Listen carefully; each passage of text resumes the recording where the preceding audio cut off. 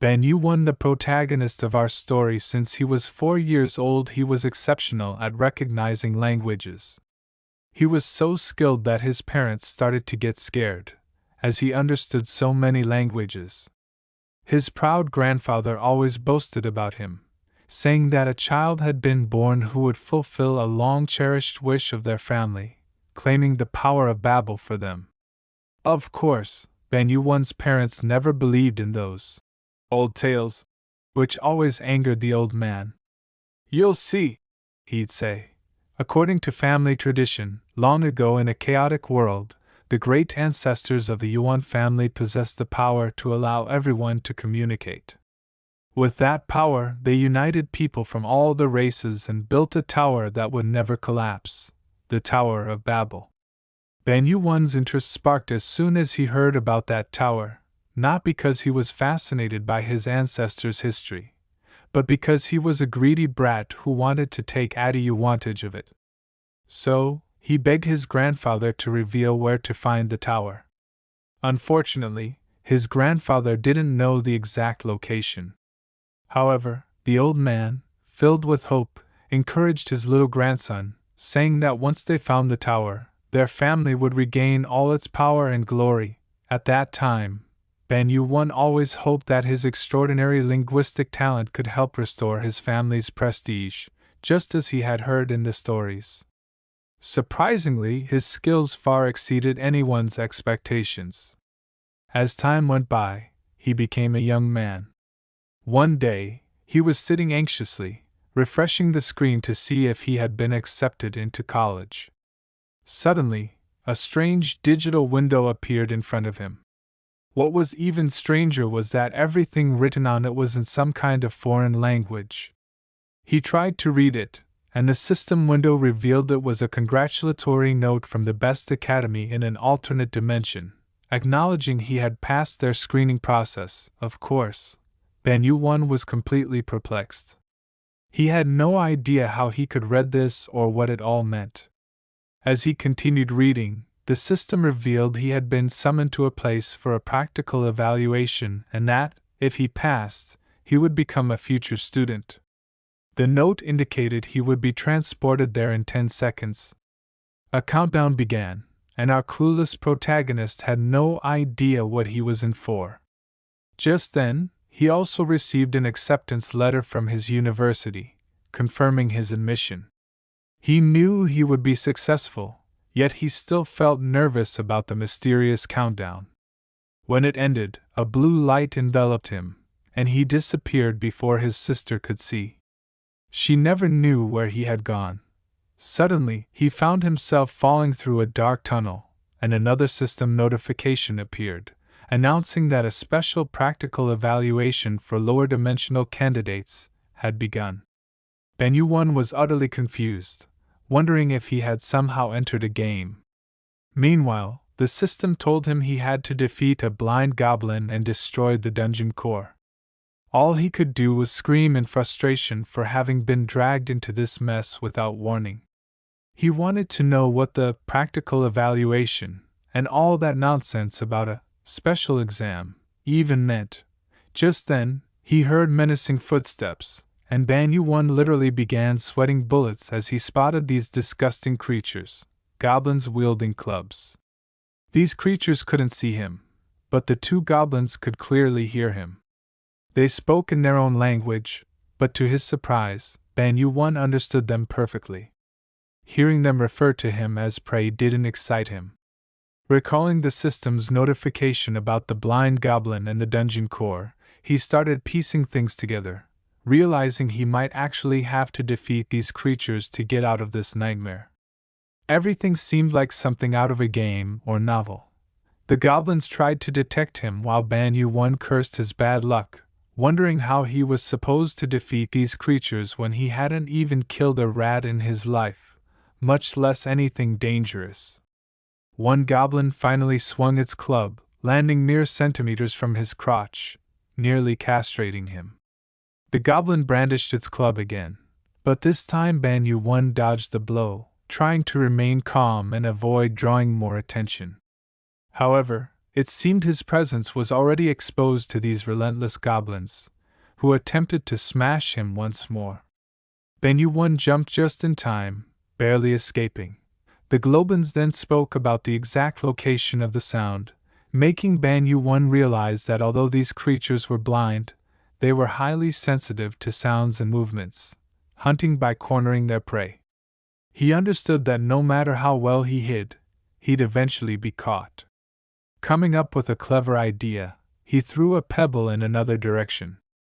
The goblins charged toward the sound source without hesitation, but all they found were 2 pebbles. Taking advantage of the distraction, he struck one of the goblins with a giant rock. Confused, the 2 goblins began to attack each other, thinking they were fighting their enemy. They fought brutally until both eventually fell dead. Breathing heavily, Ban Yu-won glanced at the clubs near the fallen goblins and grabbed one, apologizing sarcastically to the green-skinned creatures.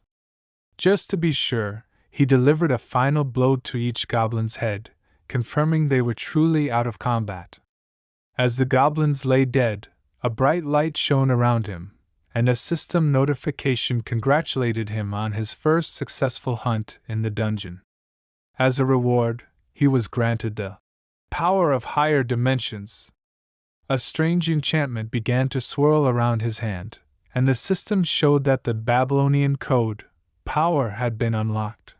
The system explained that this power would display language through ideograms familiar to the holder. Ideograms convey meaning through their forms, representing concepts or things. The system notification informed him that Chinese characters had been registered. Unlike phonetic characters, which represent sounds, ideograms directly convey meaning through their shapes. The system indicated he had absorbed common concepts of demon and life from the goblins, along with other concepts too complex or insignificant for his current level to process. This revelation shocked Ban Yu-won even more. He realized his ability was not merely linguistic. He could literally extract concepts from things. The system then informed him he was about to absorb 0.2 demon, an inherently inhuman concept, and recommended storing or separating it within the Babylonian code and applying it to other objects. Deciding to try absorbing another concept, he grabbed a floating symbol and placed it on his chest. The system quickly revealed he had absorbed 0.4 life, increasing his health to 10.4 Cu and enhancing his abilities and potential. He then absorbed 0.2 meat, which increased his vitality to 10.2, making him healthier and stronger. Twisting his fingers, he noticed that not only did he feel better overall, but his grip strength, leg strength, and other abilities had also improved significantly.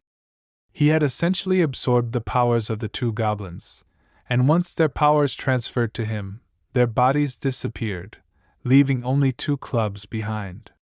If applying concepts worked with living things, Ben Yu-won figured it should also work with objects. So he grabbed one of the concepts and applied it to one of the club. This was how he managed to defeat the blind elves. Afterward, he destroyed a strange orb known as the Dungeon Core, and a system window congratulated him for passing the practical test of the lower dimensional special exam.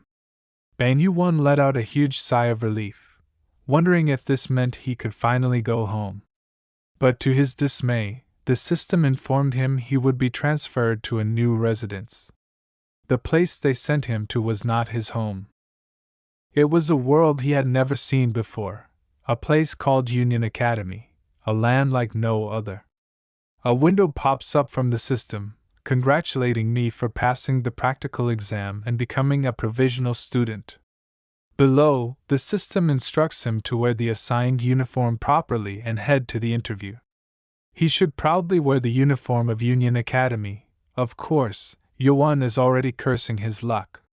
He had finally been accepted into one of the top universities in the country, but now he's stuck wearing a uniform again. Not that he has much choice. He grits his teeth, puts on the uniform, and heads out, determined to give these people a piece of his mind. At the very least, He's thinking of demanding compensation for the messy transport ordeal they put him through. But all his frustration vanishes when he spots an absolute beauty with glasses sitting at the reception desk. Yuan hesitates to approach her, wondering if she might be an alien in disguise, like the goblins he's fought before. Alien or not, she's undeniably impressive. She notices him and greets him warmly as if she'd been expecting him. Introducing herself as a magical combat instructor at Union Academy, she congratulates him on passing the practical exam and asks if he knows how extraordinary his test results were, as they have captured the attention of the entire faculty. Of course, Yuan has no idea what she's talking about. As she continues to explain, he learns that he's the first student in 500 years to create a new artifact during an evaluation. Yet he's far from thrilled by all the praise. After all, he was dragged here without understanding anything, and the Yuan nearly died in the process. Still, she's all smiles, explaining excitedly that his case is exceptional, beyond even the Academy's expectations. While the instructor is talking, Yuan's attention drifts. He wonders when he'll finally have the chance to leave this academy. Just then, his eyes rest on something strange, a huge pillar. He asks the instructor about it, and she explains that the pillar represents the very reason the academy exists: to educate the most talented students from all dimensions and help them reach the highest point of the tower. The ultimate aspiration of Union Academy, she explains, is for its students to conquer the dungeon of dungeons, known as the Tower of Babel, the origin of all mysteries and dangers in this world. This revelation hits Yuan like a truck. The Tower of Babel. It's the same tower his grandfather used to talk about, the subject of stories he'd heard growing up. And now, it's right in front of him. Though he's amazed by the revelation, there's still one thing he doesn't understand. They called it the Dungeon of Dungeons. Does that mean strange monsters have taken over the tower? A smile spreads across Yuan's face as he realizes that his family's glory and ancestral legacy can be revived once again. At that moment, he decides to enroll in Union Academy. Thanks to the instructor's special treatment, he's temporarily allowed to return home. After gathering his family and explaining everything that has happened, he prepares to register with renewed determination. Fast forward to his return, deep within the lower dungeon of Union Academy, in the goblin-infested cave. This time, we see a new side of Yuan as he ruthlessly wipes out goblins, brandishing his mighty enchanted weapon.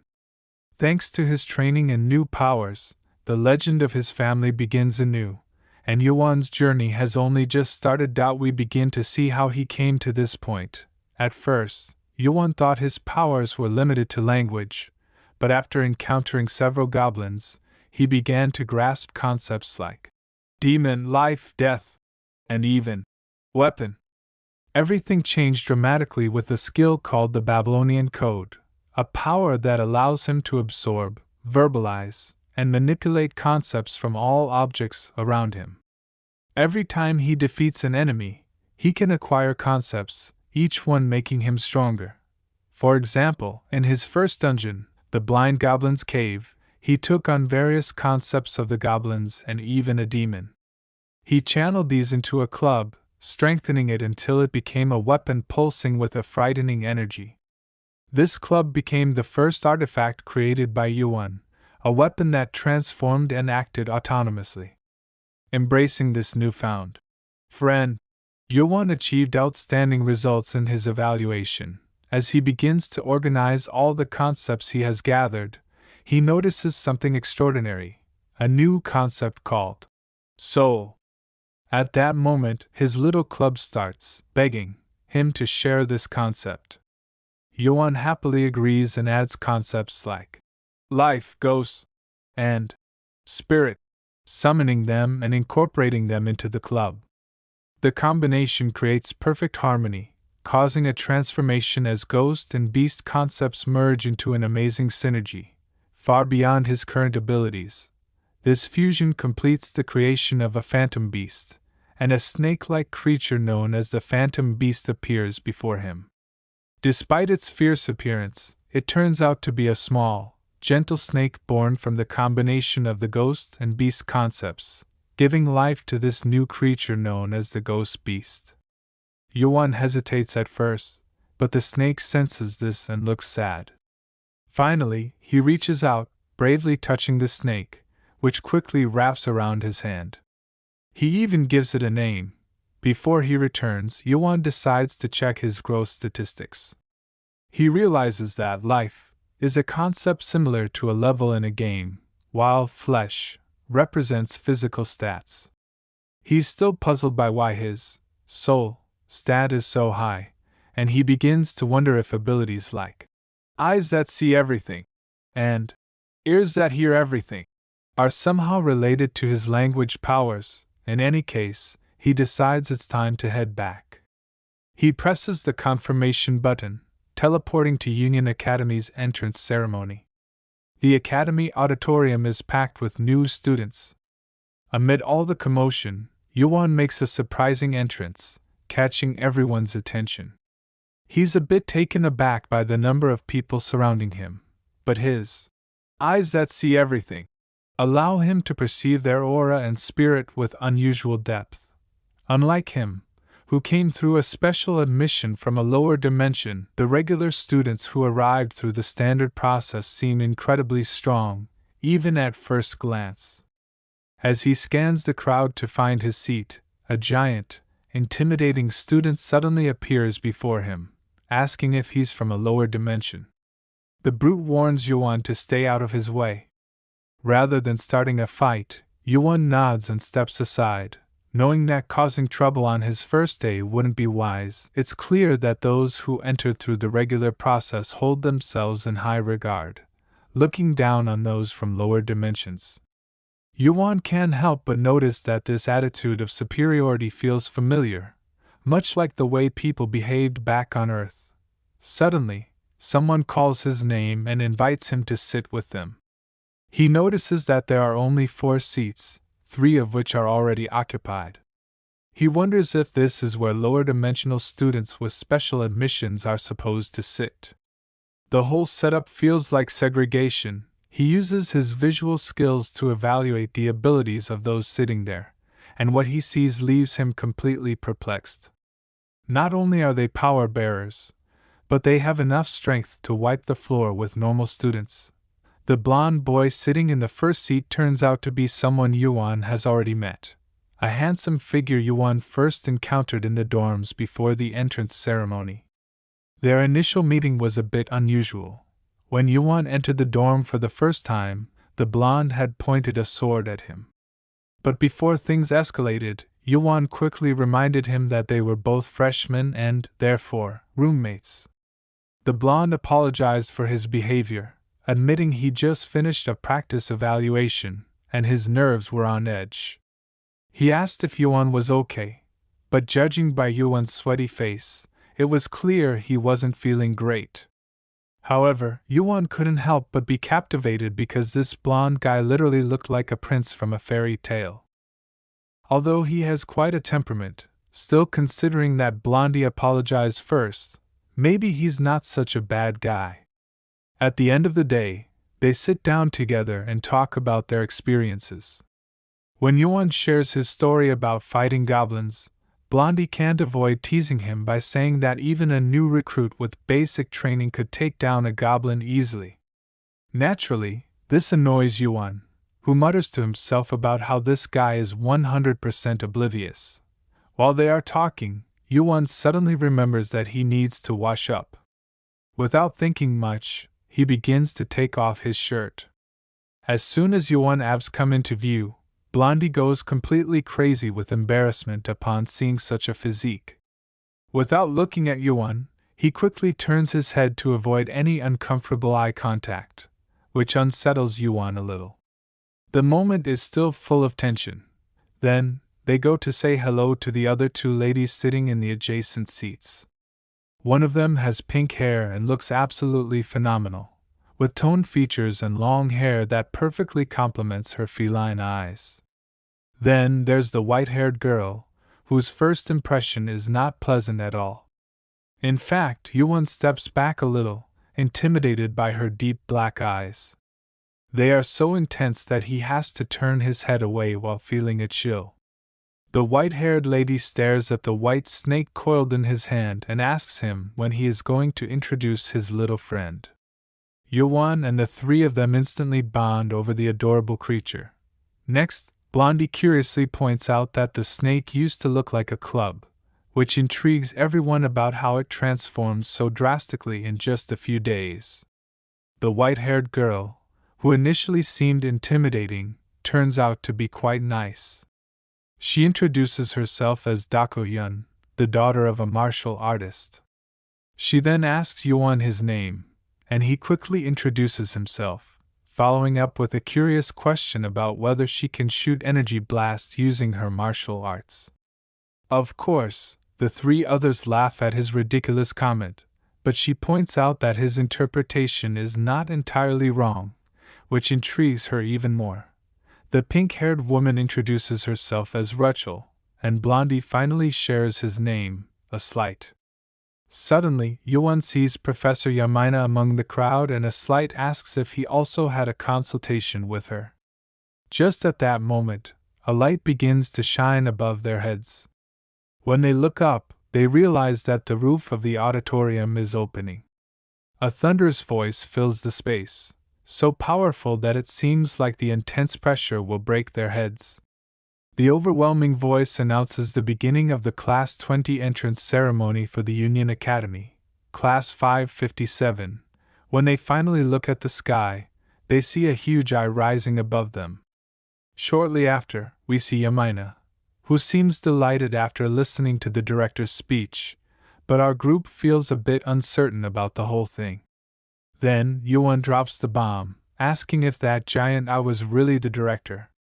His out-of-place comment surprises everyone, and he's quickly bombarded with questions about how he could see that eye and how he managed to look up at it. Curious glances fill the room, especially from Dako, who keeps looking at him with her deep black eyes. Yuan stammers and twists his story, saying that he felt as if a giant eye were watching them. Yamina explains that the being they saw was actually the director, and that they probably won't see him again unless a student does something special or causes an incident. She's certain that they'll get a private meeting with the director, but Yuan jokes that meeting a scary director is the last thing he wants to do before he dies. Yamina laughs and tells them that their achievements are also hers as their teacher, so she encourages them to work hard. This catches Light off guard, and he quickly asks Professor Yamina if she will be in charge of them. Yamina sets down her teacup and confirms with a smile, officially introducing herself as Professor Yamina. She teaches magical combat, and has been assigned as the teacher of their Class 11. "We hope to work well together for the next 5 years," she says. Light seems puzzled, as he thought special admissions students at a lower level were usually assigned to associate professors. Yamina explains that everyone present is a special student, so this time they've entrusted her with the responsibility to guide them. She also warns them of the jealousy and hostility of regular students, and her words carry weight. Yuan can't help but wonder if the jealousy and hostility she mentioned only refer to academic competition or if it also includes physical confrontations and fights between students. Issues outside the school's internal competition rules are things that even teachers cannot interfere with. Yamina then tells them that from now on, the 4 of them must stay together, as they are all special admission students. They will form a group to climb the tower to graduation. With this, Yamina ends the session and snaps her fingers, producing a small gift she had reserved for each of them. She promises to explain the rules and details when they receive the artifact. Just at that moment, she shows them a pendant, which she declares to be their student ID. She reminds them that they can use it to identify themselves, access all campus facilities, and even teleport anywhere within the Union Kingdom. Later, when the trio uses their pendants, they are teleported out of the academy building, but they soon arrive back, letting out a cry of disappointment.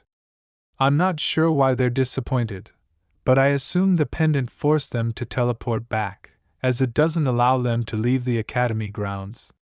Anyway, Light adds that they will have to carry their student ID cards if they want to enter the tower. Then, the cat girl asks why Yuan was left alone. Light says he has no idea, but the girl with black eyes suggests that perhaps the director also sensed Yuan's presence, suspecting that he might be the only student able to look directly at the eye. She believes this is why the director also sensed Yuan's presence. The scene shifts to an earlier moment where Yamina is talking on the phone, telling the caller that they were about to have a tea party but will have to cancel it because the director wants to meet with someone. Later, we see Yuan's terrified, anxious face, literally sweating at the idea of having a private meeting with the director on the first day, even though he hasn't caused any trouble. The director orders Yuan to look directly at him because his true form is not present. Yuan discovers that the director is speaking through a doll. The director asks Yuan to address him as his master and explains why he summoned him. Normally, the teacher tries not to interfere in students' growth. If the students are weak, he leaves them as they are. If they are strong, he lets them remain strong. Besides, he doesn't care if any of his students die in the tower or end up surviving to reach glory someday. Then, he reveals that his only goal is to witness someone reach the end of the tower with his own eyes. In a harsh tone, the teacher makes it clear that nothing else matters to him except seeing someone reach the top of the tower. The protagonist remains silent for a moment after hearing this, then questions what he means by without meaning. Yuan also recalls his grandfather's words, understanding that the tower has existed since his ancestors' time, and his family has always been determined to reclaim it. The protagonist knows he's ready to achieve glory and strength, even if it requires sacrifices, like his own life, as he's still determined to conquer the tower. But he wonders why the teacher and the other students pursue the end of the tower. He asks the mysterious man why he came from other dimensions to ascend the tower, and what the tower means to him. The teacher responds, revealing that the tower is a doorway to the divine and a challenge. Although still confused, Yuan listens as his teacher assures him he has no reason to interfere in the student's hard work, but he's considering making an exception this time to help him. The teacher points the doll's hand towards the protagonist and states that he has great potential. Seeing his capabilities, the director decides to make some efforts to help Yuan prepare for his journey to climb the tower. Yuan wonders what kind of preparation he means. His privileges of exploration have been enhanced, allowing him to travel to any dungeon. The teacher advises him to first improve his skills before starting his journey to ascend the tower.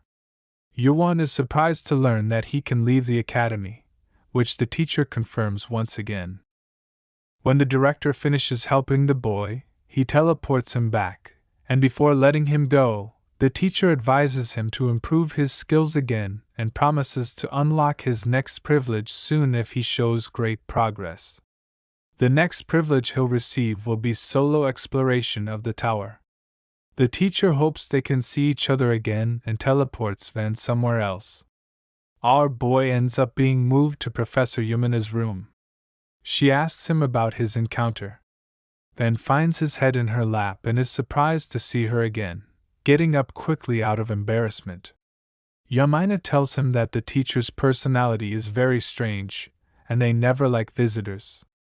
She notices his pendant, and is surprised to discover that he has been given permission to leave the academy as a student. Van isn't sure if this is for a long time and remembers that the teacher advised him to improve his skills.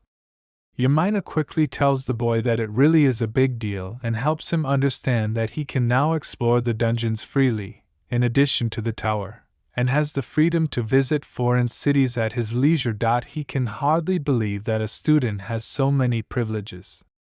Yamina tells him that with this freedom, he can gain experience and prepare more than others. Van understands and feels relieved that the teacher advised him to get stronger since he feels weak and lacks strength.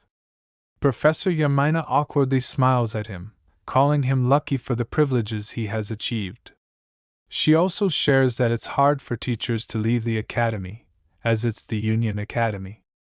Yamina reveals that within the academy, everything only favors students, which can be a nuisance for the teachers. Our boy understands, and Yamina helps him learn that with these privileges, he can explore dungeons and visit new cities easily whenever Yamina is free. She shows some envy and mentions wishing she could also enjoy snacks whenever she wants. Yamina recommends that Van visit an outer city called Raqqa, telling him there's an incredible spring temple worth seeing. Van is confused by the sudden change in his teacher's behavior, and before leaving, asks her if she wants anything from the city. After some time, he begins his journey towards the new city. The scenery amazes him as he remembers Yamina's request. She told him about the famous moon honey wine made by the priests of the temple and assigned Van a mission to bring back at least 2 bottles of liquor. He's still in disbelief that his teacher would ask a student to fetch alcohol. Our boy decides to forget it, and instead feels grateful to have received an inventory. He remembers an object his grandfather gave him before entering the academy, a mysterious bag full of strange objects. Before Van left home, his grandfather asked if he was ready to go. Van assured him he was prepared and asked if he'd slept well. Ignoring the question, his grandfather suddenly showed him a bag and told him to take anything he wanted. Confused, Van opened the bag and found pure gold inside. Van was unsure, but his grandfather confirmed he could take as much as he wanted, saying that all the treasure belonged to their ancestors, who had dedicated their lives to seeking the Tower of Babel. Grateful, Van began to cry and thanked his grandfather. He wasn't sure how he was supposed to carry so many things, a worry that his grandfather noticed. But now, with the authority over an inventory, the protagonist smiles, finding it incredibly useful, as he can store his objects without trouble. Remembering his grandfather's teachings about the value of gold, he decides to take some pieces with him. When his preparations are done, he finally reaches the city of Ronak and gets excited to step into the new world. Entering the huge city, he discovers that despite being in a completely different dimension, the urban landscape seems familiar until he sees multiple flying vehicles. Curious, he wonders how it all works when a voice calls from behind. A few guards approach him, noting they hadn't seen him around before. As they get closer, they realize Van is from the Union Academy and formally greet him. They introduce themselves as guards responsible for the city's western edge. Surprised, they ask him how he was able to travel freely to Ronak, assuming he received permission from the Chancellor. He confirms this, and the guards express their gratitude for the Chancellor's efforts in maintaining peace in the city. Laughing, Van learns that his academy is highly influential. Being a first year, the guards assume he knows little about Ronak and offer to help him understand the city. The guards say they'll provide him with guidance, and he is free to ask questions if he's confused. The protagonist accepts their offer and points towards an overb, a type of flying vehicle. He tells them he'd like to get one and asks how much it costs. With the help of the city guards, Van acquires the overb and starts driving it back to the academy, feeling amazing as he rises into the sky. He recalls asking the guards for help in buying one, and they were initially shocked, informing him that even a normal model of an overb costs around 250,000 lonia, which could be very expensive for a student. Van was surprised to learn that what he calls overb is actually known as an overvike, and he didn't understand the currency system of this new world. Deciding to exchange a gold bar, he discovers its immense value, shocking the guards, who wonder how he got such a large bar. Van explains that his grandfather gave it to him, though they're skeptical of its authenticity.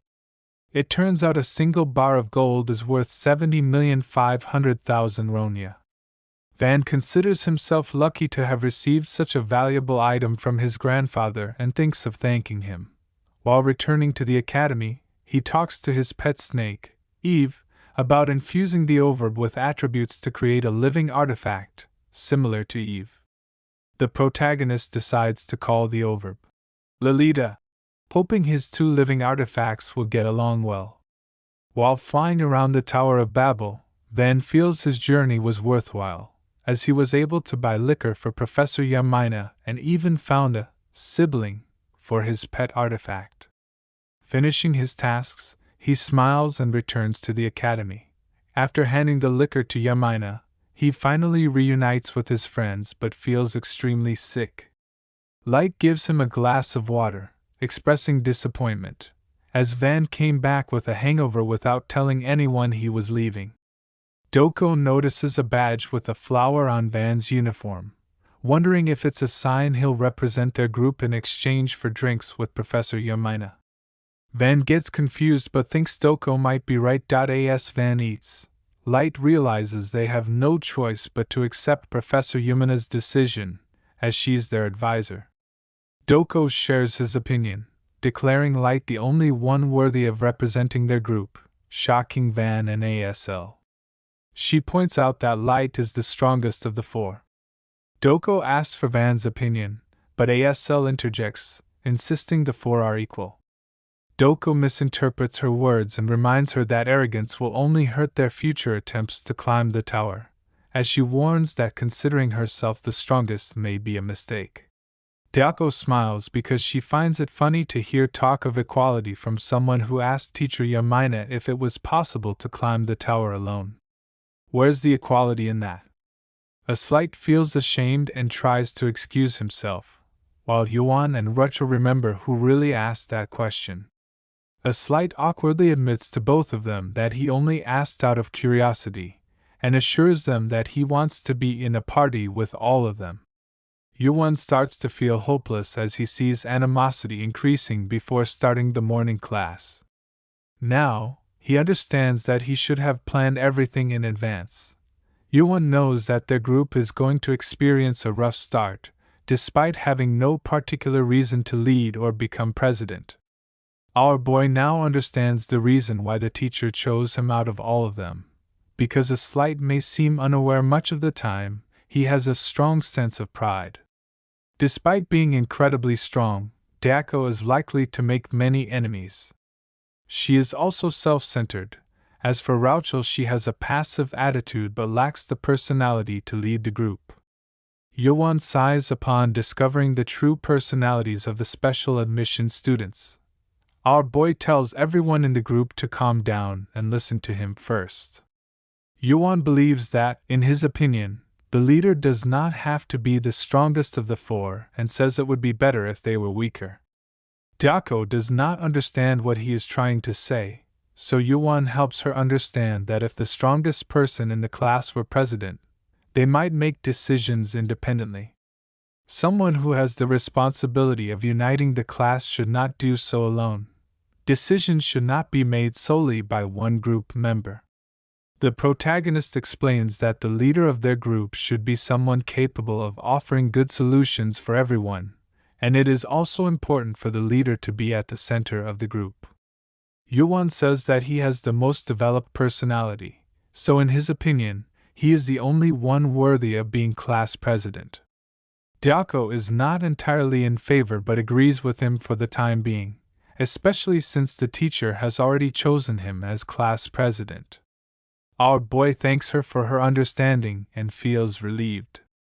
Dako, trying to be sincere and with a cold expression, tells everyone that she only wants to guide the protagonist.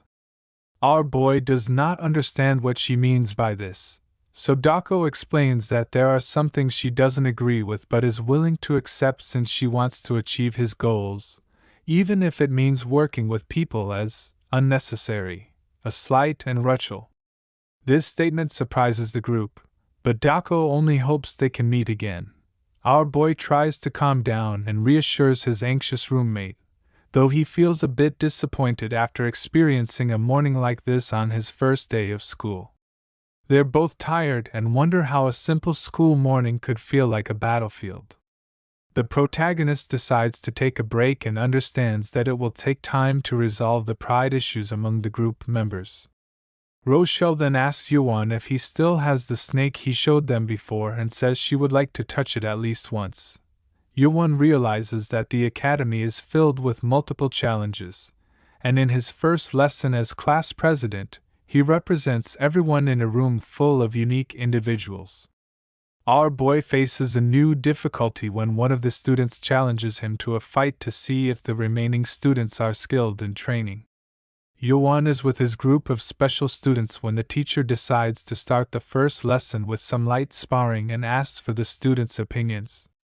The students from class 11 begin to act wildly, demanding a sparring session against the current students, including the protagonist. Everyone is uncertain and starts to believe that the teacher has chosen our boy as the representative of the class. Special students attempt to challenge Yuan, who begins to feel uncomfortable. Acela learns that the Union Academy assigns students to different classes based on their skills and capabilities.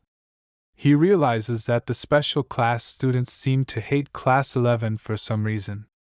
Yuan eagerly shares that it's probably because he has the flower badge, which might be provoking them.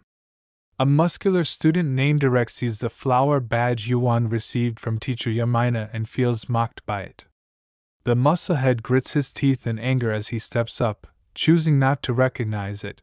Erect starts shouting and demands a fight with Yuan, asking the teacher for permission, which he quickly receives. The teacher calls our boy to come forward, preparing him to face Erect in a fight. Professor Yamina watches from her office, surprised by the events. She finds it ridiculous that her students are having a joint session with the Academy's regular class on the first day. The first period ends up being a brutal practical combat session, revealing that special admissions students from lower dimensions cannot handle opponents from higher dimensions. Professor Yamina suspects that there's malice behind this arrangement, sensing that the assistant professor in charge of the class may have questionable motives.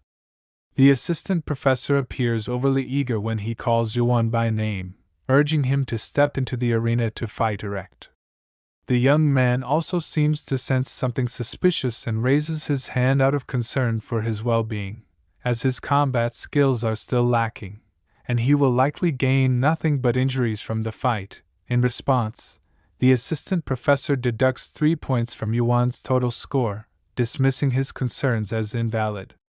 This response gives Yuan the impression that the instructor is only trying to force him into the spotlight. Yuan defends his right to withdraw, arguing that he was accepted as a special admissions student due to his unique capabilities, not his combat abilities. He suggests that evaluating his skills in a different manner would make more sense than forcing him to fight. However, the assistant professor, growing increasingly frustrated, deducts another 5 points. With few options left, Yuan surprisingly proposes a counteroffer. They will accept the fight, but only if they can use the rest of the week to prepare for it, scheduling the combat for 7 days later. Yuan firmly believes that if he has a week to prepare and reach peak form, he will be able to hold his own against any senior student from a higher dimension. This bold proclamation leaves the room silent. At first, Class 1 students refused to believe the audacity of such a proposal from a student of lower dimensions. It seems absurd that someone of his level could talk so boldly when his abilities are evidently lacking. Yet, there is one student who appears particularly intrigued by Yuan's proposal. The assistant professor, shaking with frustration, watches as Yuan continues to ignore his commands, going as far as to set the fight schedule on his own terms. The assistant professor has no respect for the tenacity of this bold student, and in his eyes, Yuan is nothing more than a subordinate who refuses to follow orders. In the end, his gamble was successful, and he managed to earn a week of preparation time for a combat with Erecto. News about the official combat between students of the special class and Class 11 for next Tuesday spread quickly like wildfire. The whole academy would be able to see it broadcast. Baldy was practically saying that he didn't want mere humiliation, he wanted to make the downfall of the specials a grand spectacle. The bald monster warned ominously, telling Yuan to give it his all and show his skills or else he wouldn't give a. Yuan waved his hand approvingly, and greeted Erecto. Yuan gave a confident smile, expressing his enthusiasm for the fight with Erecto, who wasn't very talkative. Yuan just wanted to confirm something. Through this small interaction, he managed to take a look at Erecto's statistics, which were terrifying. Thanks to his eyes of infinite reading, Yuan could gain a deeper understanding of his opponent's aura and spirit. As expected from a regular class student, Erecto was a beast. His health and physical stats were simply outrageous. But still, Yuan didn't feel too intimidated. Used to seeing the statistics of his peers, he could tell that compared to them, Erecto was nothing special. Yuan still had a lot to improve if he hoped to climb the tower with his comrades from lower dimensions. Leaving the stage, they felt confused by the gloomy look on Light's face as he focused on Dako, who was stretching to warm up. Unlike the class president, Dako specialized in combat and wasn't afraid to cause harm. She taunted the arrogant bastards, daring them to face her. Curious about the skills of a special admissions student, Dako seemed to be the strongest person there. Yuan scanned her, recognizing her high-level traits in all areas. Dako issued her challenge, but not a single student from the regular class stepped forward. They stood in silence, obviously intimidated, even as the associate teacher felt the weight of her challenge. Everything was unfolding just as Yuan had anticipated. His eyes of infinite reading couldn't fully grasp Dako's power, and there was no way for the Class 1 students to ignore her suffocating aura. Dako's innate presence as a student had challenged the other students to have courage and confidence. She pointed to Erecto in the middle of the crowd, and the brute with a stone-like body began to sweat nervously. Seeing that Erecto wasn't going to stand up to her, poor Erecto just wanted to bully the lower-ranked students and didn't expect to be challenged by a death goddess. If he backed down from Dako's provocations, Erecto would be humiliated and weakened. Losing badly in a second would be a devastating blow, and he wouldn't be able to recover in a week. Not wanting that outcome for Erecto, he quickly entered the arena to divert attention from Erecto. Dako had intended to wait her turn, but Yuan knew she was fighting against the unfair treatment they'd been facing and was determined to prove his worth through his own skills. They couldn't rely solely on Dako's brute strength forever. Dako laughed mysteriously, thinking Yuan was a trickster but might have some guts after all. Instead of challenging Erecto, Dako wanted a new opponent to face her in the ring. She continued asking if anyone wanted to step forward, but no one responded. Frustrated by the lack of a worthy sparring match, Dako sighed, defeated, and turned away, calling out the regular class. They'd all vanished, and she commented they were all barking so loudly a moment ago. Now that a real threat was present, all they could do was cower. His companions smiled awkwardly at his bold provocations, while the regular class gritted their teeth and trembled with frustration at their own incompetence. That was until a regular student, who hated being insulted, intervened.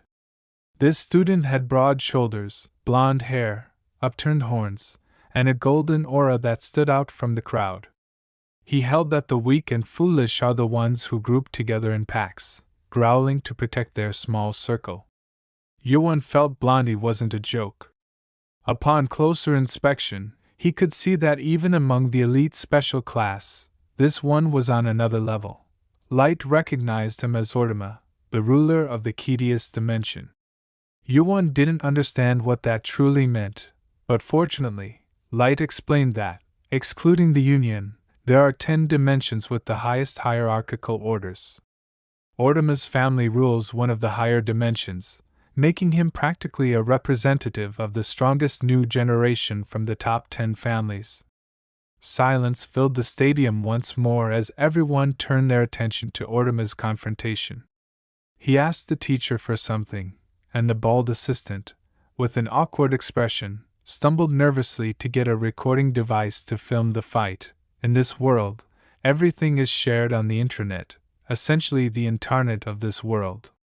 Yuan enthusiastically opened his smartphone.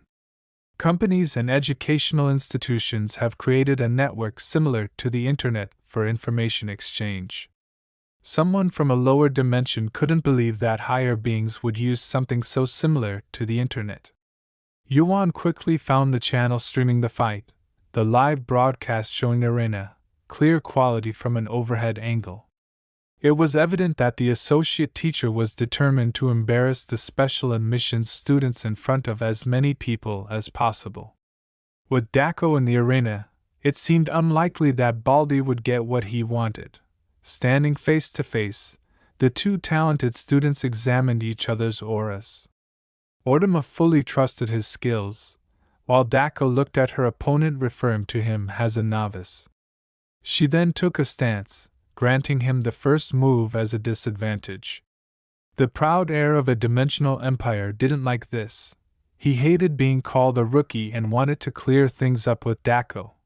For Ortima's first attack, he precisely manipulated his magical power, commanding his enemies to kneel. The spell danced in the air, but Daco held her ground. Ortima's power was so intense that even the special admissions section felt its weight. Yuan felt the oppressive power of the spell, shuddering in terror. This was unlike anything he'd encountered, a power that forced creatures to kneel naturally. Ortima's ability to manipulate natural law was remarkable. That's when Yuan realized its distortion of natural law. Light was surprised that he could decipher such a complex skill so quickly, though Rachel hid behind Yuan, clinging to his arm as she watched the arena anxiously. Daco, in response to Ortima's manipulation of natural law, unleashed her energy in a dark ensemble, countering his spells in one blow. The crowd went wild, and even Yuan couldn't fully comprehend Daco's power. With just her aura, she changed the tide of the match. Ortima laughed, pleased to find his opponent could challenge him, while Daco seemed disappointed at how easily she neutralized his power. Blondie raised his head confidently, launching a second assault with a different approach. Daco quickly realized his plan, responding by charging at him, reaching her top speed and channeling all her momentum into a kick aimed at Ortima's stomach. Foolishly, he thought she'd let him complete 2 full spells uninterrupted. Unfortunately for him, Daco was a veteran fighter who knew what she was doing against attacks that increased in damage the closer they hit. Ortima had to use both hands to defend and minimize the pain as he continued staggering. Daco apparently teleported behind him and continued with her playful teasing. Slowly, Ortima's head swayed, swinging behind him only to hit nothing but air. Everything had gone according to plan. Daco, as expected, found the moves of the regular class laughably rigid and clumsy. Daco considered that someone should have given Ortima proper training. Everything had made him into a careless fighter by this point. Ortima, seeing red from anger, attacked like a wild animal, scratching and lunging without making any contact. Light could not believe what his eyes were seeing. One of his classmates was overwhelming Ortima, the ruler of Ketis. That must mean Daco was a beast of a completely different caliber. Yuan noticed that Ortima must have been used to suppress his opponent's moves. With his skill to distort natural law, he could probably defeat anyone. But against a real, experienced fighter, all his tricks were useless. At this point, the ruler Ketis looked much more like a training dummy, being thrown from side to side with so much ease against someone impossible to dominate and repress. Yuan watched the fight with his infinite reading eyes activated and discovered that Ortima had both power and monstrous physical abilities, but Ortima had never truly trained his body. Daco was dominating a dimensional ruler.